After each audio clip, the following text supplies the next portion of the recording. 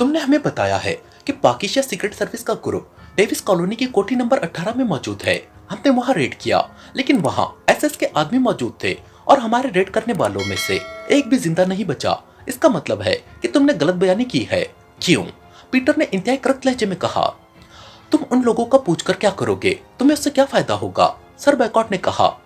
मैं उनके जिस्मों की एक एक बोटी अपने हाथों से अलहदा करूंगा। उन लोगों की वजह से टेक्सास को तबाह व बर्बाद होना पड़ा है। सुजैन हलाक हुई, लेबोर्टिया तबाह हुई और यहाँ दारुल हुकूमत में मेरा हेडक्वार्टर तबाह हो गया। तंजीम के सारे अफराद खत्म हो गए। क्लार्क और रेमजे के सेक्टर भी तबाह हो गए। सिर्फ मैं अकेला जिंदा बचा हूँ और कल तक मैं ऑस्ट्रेलिया की सबसे ताकतवर तंजीम टेक्सास का चीफ था और आज मेरे हाथ में कुछ भी नहीं। आज मुझे जिंदा रहने के लिए अपने एक दोस्त की तंजीम स्प्रिंगफील्ड का सहारा लेना पड़ा है।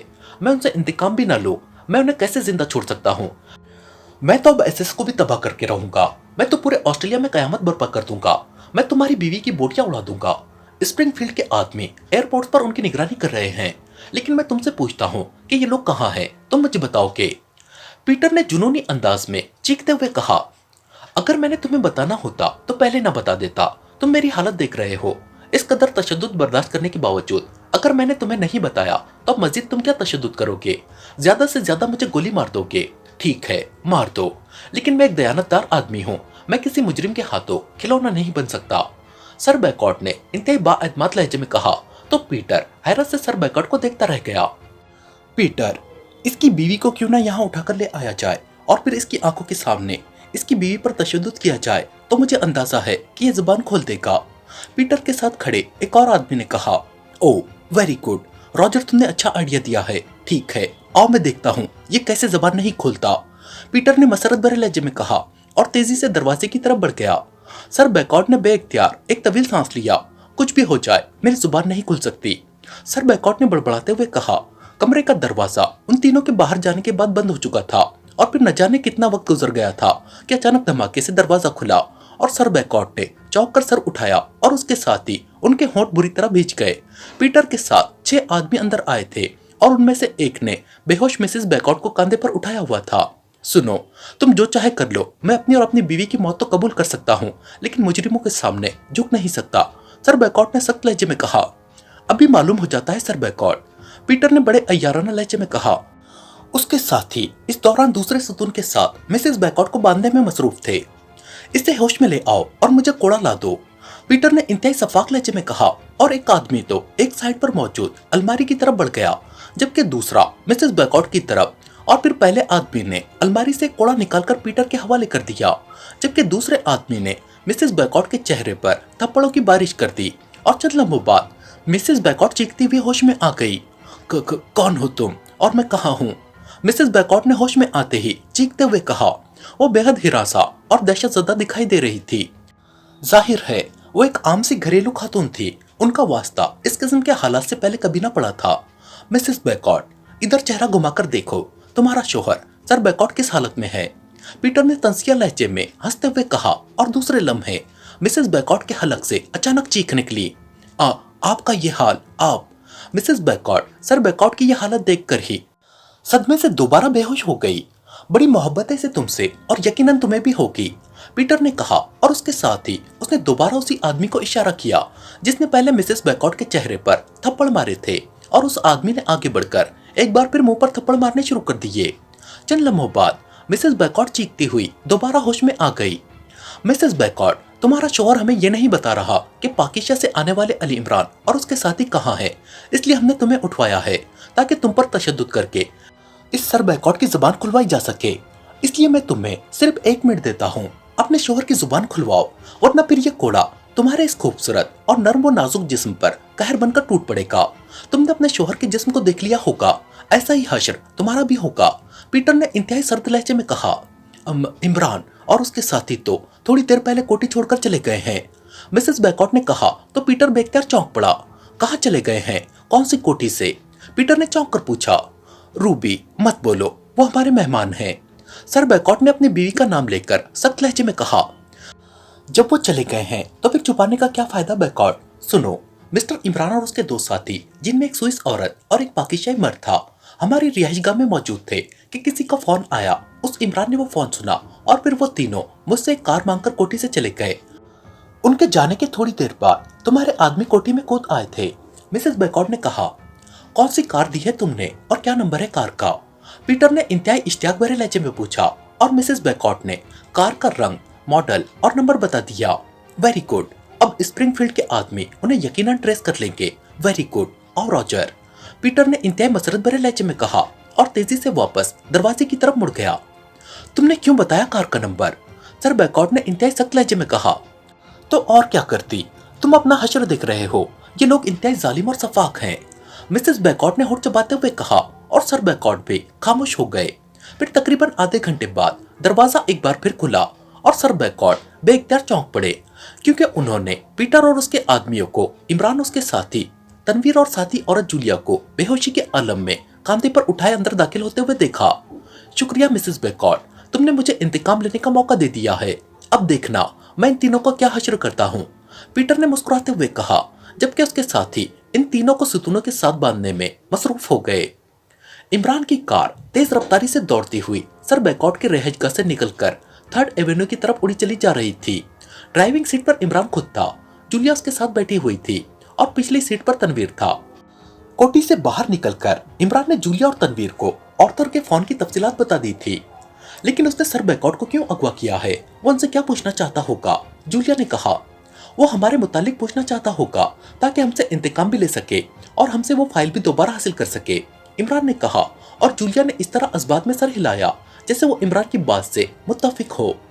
उन्हें सर बैकॉर्ड की जाती कमरे से साइलेंसर लगी मशीन पिस्टल और उसका मैगजीन वाफिर मिकदार में मिल गया था और इस वक्त उनकी जेबों में लोडेड साइलेंसर मशीन पिस्टल मौजूद थे। थोड़ी देर बाद उनकी कार 3rd एवेन्यू पहुंच गई। इमरान चूंकि पहले भी कई बार ऑस्ट्रेलिया के दारुल हुकूमत स्प्रिंग आ चुका था, इसलिए उसे सारी सड़कें, कॉलोनियां वगैरह के मुतालिक इल्म था। कोठी नंबर 101 का फाटक खुला हुआ था। इमरान कार अंदर लेता चला गया और कार पोर्च में रोककर वो तीनों नीचे उतर आए और फिर दौड़ते हुए कोठी के अंदर दाखिल हो गए।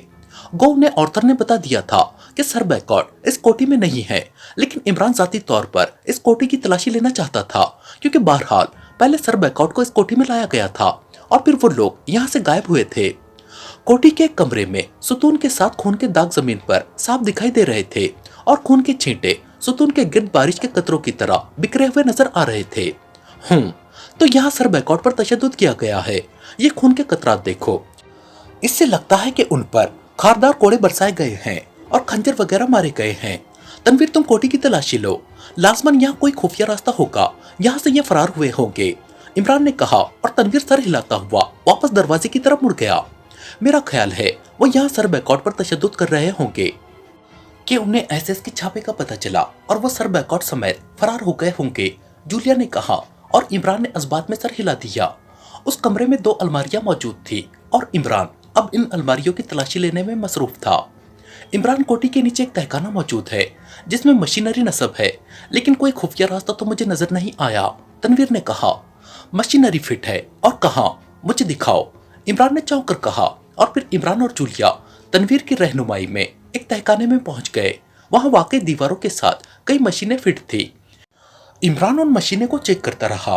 आम सी चेकिंग मशीनें हैं, आओ अब मैं देखता हूँ, शायद कोई खुफिया रास्ता मिल जाए, इमरान ने कहा और वापस सीढ़ियों की तरफ मुड़ गया। सीढ़ियों का इख्तिताम एक छोटे से कमरे में हुआ और फिर वो तीनों जैसे ही उस छोटे कमरे में पहुंचे, अचानक उनके दिमाग बुरी तरह चकराने लगे। इमरान ने अपने आप को संभालने की कोशिश की, लेकिन बेसूद। चंद लम्हों बाद उसके जहन पर गहरी तारीकी ने गलबा पा लिया था। फिर उसके जिस्म में दर्द की एक तेज लहर दौड़ी तो उसके साथ ही उसके जहन पर छाई हुई तारीकी तेजी से छटने लग गई और रोशनी जहन में भरते ही उसकी आंखें खुद ब खुद खुल गई और उसके साथ ही उसके मुंह से बेइख्तियार एक तवील सांस निकल गया। उसने गर्दन घुमाकर इधर उधर देखा और उसके साथ ही उसके होंठ भींच गए। उसके साथ सर बैकॉर्ड इंतहाई शदीद जख्मी हालत में बंधे हुए थे, जबकि उनके साथ मिसेस बैकॉर्ड बंधी हुई थी, लेकिन उस पर तशद्दुद न किया गया था। दूसरी तरफ जूलिया और तनवीर बंधे हुए थे और सामने 3 मकामी अफराद खड़े थे। उनमें से सबसे आगे पीटर खड़ा था, उसके हाथ में खंजर था, बाकी मशीन गनें उठाए खड़े थे। एक आदमी जूलिया और तनवीर के बाजू में इंजेक्शन लगा रहा था। तुम्हारा नाम अली इमरान है और तुम इस पाकिस्तान ग्रुप के लीडर हो जिसने टैक्स आउट के खिलाफ काम किया है, पीटर ने इंतहाई सफाक लहजे में इमरान से मुखातिब होकर कहा। इमरान चूंकि सोजो वाले ऑपरेटर्स की मदद से पीटर को देख चुका था, इसलिए वो उसे देखते ही पहचान गया था। अली इमरान, वो कौन है भाई? इमरान ने मुंह बनाते हुए कहा। बकवास मत करो, हमें मिसेस बैकॉट ने बता दिया है कि तुम ही अली इमरान हो, पीटर ने इंतहाई गुस्सीले लहजे में कहा। अगर आंटी ने बताया है तो सच्ची बताया होगा, फिर पूछने की क्या जरूरत है तुम्हें? इमरान ने मुंह बनाते हुए कहा। वो जीरो फाइल कहाँ है और तुम्हारे बाकी साथी कहाँ है? पीटर ने कदम बढ़ाकर इमरान की तरफ बढ़ते हुए कहा। बस या और अभी कुछ पूछना है? इकट्ठे ही पूछ लो भाई, मुझे ये किस्तों में सवाल जवाब पसंद नहीं है, इमरान ने बड़े मुतमईन से लहजे में जवाब देते हुए कहा। पहले ये बात बताओ, बाकी बात बाद में करूंगा, पीटर ने कहा और उसके साथ ही इमरान तेजी से घूम गया और पीटर का खंजर पूरी कुव्वत से सामने आ जाने वाले रस्सियों को काटता हुआ सुतून से टकरा गया। इमरान गोल सुतून होने की वजह से घूमकर साइड पर चला गया था। ओ तुम, पीटर ने हलक के बल चीखते हुए कहा और मुड़कर साइड पर पहुंच गया और एक बार फिर उसका खंजर वाला हाथ हरकत में आ गया, लेकिन इमरान भी बिजली बना हुआ था। वो एक बार फिर बिजली की तरह तेज रफ्तारी से घूम गया था और नतीजा ये कि पीटर के खंजर ने बाकी मानदार रस्सियां भी काट दी। पीटर के मुसल्ला साथी हैरत से अपनी जगहों पर खड़े ये तमाशा देख रहे थे। दूसरी बार रस्सियां कटते ही इमरान यकलक उसी अंदाज में सुतून के साथ घूमता हुआ वापस पहली वाली जगह पर आया। अभी तक रस्सियां उसके जिस्म पर बंधी हुई थी, लेकिन वो खासी ढीली हो चुकी थी। मैं तुम्हारी बोटियां उड़ा दूंगा, पीटर ने इंतहाई गुस्से से चीखते हुए कहा और तेजी से घूमकर वो सामने आया और इस बार उसने इमरान को घूमने से रोकने के लिए दूसरा बाजू फैलाया और साथ ही बिजली की सी तेजी से इमरान पर खंजर का वार किया, मगर इमरान इस बार बजाय घूमने के यकलक रस्सियों समेत नीचे फर्श पर बैठ गया और पीटर का खंजर अचानक सुतून से टकराने की वजह से अपना तवाजुन बरकरार न रख सका था। उसके जिस्म के ऊपर गिरा ही था कि दूसरे लम्हे यकलक चीखता हुआ फिजा में उड़ता हुआ पीछे खड़े अपने दो साथियों से टकराया।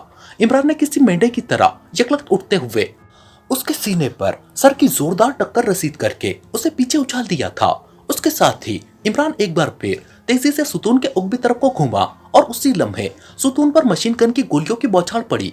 अगर इमरान को एक लम्हा भी देर हो जाती तो यकीनन उसका जिस्म गोलियों से चलने हो चुका होता।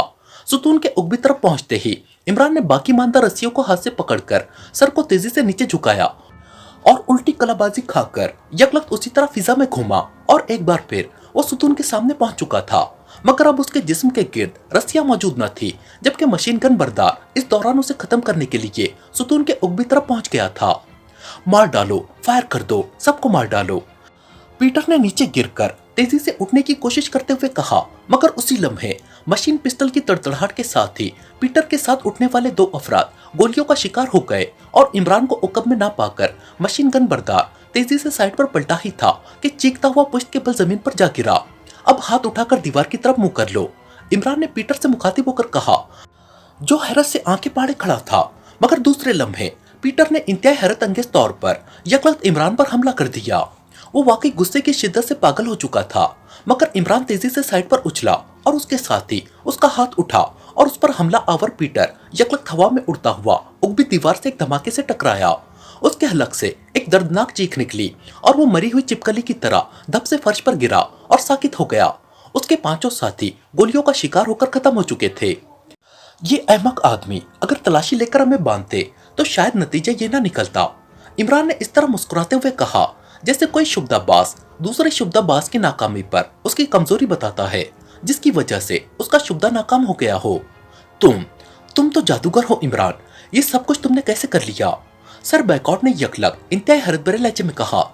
सामरी जादूगर का भतीजा हूँ, क्यों आंटी? इमरान ने मुस्कुराते हुए कहा और फर्श पर पड़ा पीटर का खंजर उठाकर वो तेजी से साथ खड़े तनवीर की तरफ बढ़ गया। उसने तनवीर की रस्सियां काटकर खंजर उसके हाथ में पकड़ा दिया। अब तुम बाकी अफराद की रस्सियां काटो, मैं बाहर बिल्डिंग को चेक कर लूं, इमरान ने कहा और दूसरे लम्हे वो तेजी से दौड़ता हुआ खुले दरवाजे से बाहर निकल गया। लेकिन बाहर पूरी इमारत खाली पड़ी हुई थी। ये एक रिहायशी कोठी थी। इमरान सारी कोठी घूमकर वापस आया तो सर बैकॉट फर्श पर लेटे हुए थे, जिन्हें मिसेस बैकॉट सहारा देकर उठाने की कोशिश कर रही थी। तनवीर देखो, कोठी में यकीनन मेडिकल बॉक्स मिल जाएगा। सर बैकॉट की हालत काफी खराब है। अब तक तो इन्होंने अपनी कुव्वत इरादी के बल पर अपने आप को संभाले रखा है, लेकिन अब मसला सीरियस है, जल्दी करो, इमरान ने तनवीर से कहा और तनवीर तेजी से दौड़ता हुआ दरवाजे से बाहर निकल गया। जूलिया, तुम पानी का बंदोबस्त करो, इमरान ने जूलिया से कहा और जूलिया भी सर हिलाती हुई दरवाजे की तरफ बढ़ गई। सर बैकॉट जो अब तक होश में थे, अब उन पर दोबारा गशी की कैफियत तारी हो गई थी। उनका चेहरा तेजी से जर्द पड़ता जा रहा था।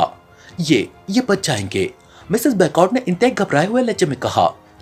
इन्हें बचाने के लिए तो मुझे इतनी लंबी चौड़ी वर्जिश करनी पड़ी है आंटी, वरना तो मैं इस पीटर को बातों में उलझा लेता और इस दौरान जिस्म के गिर्द बंधी हुई सारी रस्सियां काटकर आसानी से इसकी गर्दन दबोच लेता। लेकिन मैंने महसूस कर लिया था कि सर बैकआउट की हालत लम्हा व लम्हा दगरगो होती जा रही है। वैसे दुआ करे कि मेडिकल बॉक्स मिल जाए, इमरान ने कहा और मिसेस बैकआउट की आंखों में आंसू आ गए। सर बैकआउट का सांस अब रुक रुक कर आ रहा था। इमरान उनके सीने पर हाथ रख के मखसूस अंदाज में मालिश करने में मसरूफ था और चंद लम्हों बाद तनवीर दौड़ता हुआ अंदर दाखिल हुआ। उसके हाथ में एक बड़ा मेडिकल बॉक्स था। सीने पर मालिश करो तनवीर, इस तरह, लेकिन इंतहाई नरमी से, सख्त रगड़ा ना दे देना। मैं इस दौरान इंजेक्शन तैयार कर लूं, इमरान ने तनवीर से कहा और फिर तनवीर को उसने मालिश करने का तरीका बता दिया और खुद तेजी से बैग खोलकर उसे फर्श पर उल्टा दिया। उसी लम्हे जूलिया पानी का जग उठाए अंदर दाखिल हुई। जूलिया कतरा कतरा पानी सर बैकआउट के हलक में टपकाती रहो और आंटी आप सर बैकआउट के बूट और जुराबे उतारकर उनके पैरों की मालिश करे, इमरान ने जूलिया और मिसेस बैकआउट को हिदायत करते हुए कहा और साथ ही उसने बैक वक्त 2 सिरिंजों में 2 इंजेक्शन तैयार कर लिए। फिर उसने एक इंजेक्शन सर बैकआउट के दाएं बाजू की रग में इंजेक्ट कर दिया, जबकि दूसरा इंजेक्शन उसने सर बैकआउट के बाजू के गोश्त में इंजेक्ट कर दिया। तनवीर मुसलसल मालिश कर रहा था, जबकि जूलिया और मिसेस बैकआउट अपने अपने कामों में मसरूफ थी। इमरान ने एक और इंजेक्शन तैयार किया और फिर उसे रखकर उसने सर बैकआउट की नब्ज थाम ली, लेकिन उसके होंठ बुरी तरह भिजे हुए थे।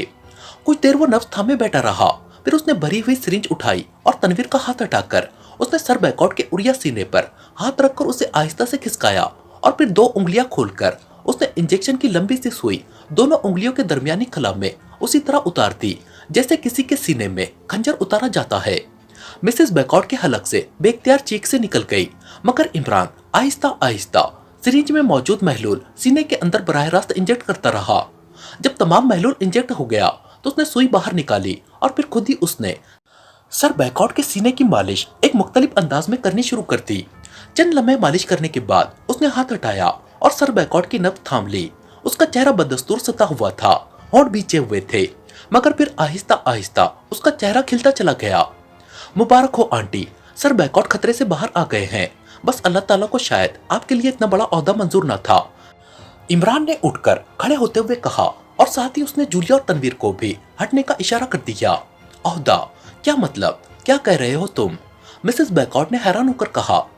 बेवा का ओहदा, फिलहाल ये ओहदा आपको नहीं मिल सकता, इमरान ने मुस्कुराते हुए जवाब दिया और मिसेस बैकआउट चंद लम्हे तो खामोश खड़ी रही, फिर यकलक हंस पड़ी। शुक्र है खुदाया, तेरा शुक्र है, तुम जिसे ओहदा कह रहे हो खुदा किसी दुश्मन औरत को भी ये ओहदा ना दे, मिसेस बैकआउट ने मुस्कुराते हुए कहा। आखिरी चाराकार के तौर पर मैंने बराह रास्त दिल में इंजेक्शन लगाया था और मुझे ये देखकर इंतहाई हैरत हुई कि सर बैकआउट का दिल मौजूद था, इमरान ने कहा तो मिसेस बैकआउट एक बार फिर चौंकी थी। दिल था? क्या मतलब? क्या दिल नहीं होना चाहिए था? क्या मतलब? मिसेस बैकआउट ने इंतहाई उलझे हुए लहजे में कहा।